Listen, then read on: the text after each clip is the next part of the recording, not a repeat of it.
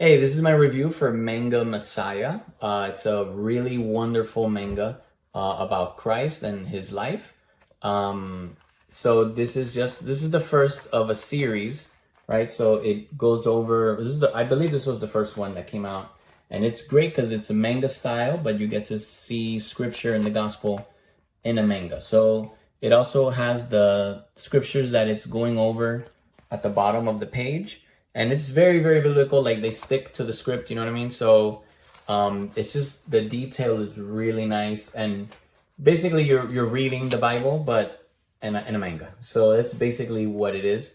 So, and it's the story of Christ's life and death and resurrection, and it's really, really nice. Jesus looks really cool, so I really like it. And then you can see the disciples and how he went about his ministry on the earth. So yeah, so it's so if you're a manga fan, you definitely want to check this one out, or if you want to give it to somebody that is a manga fan.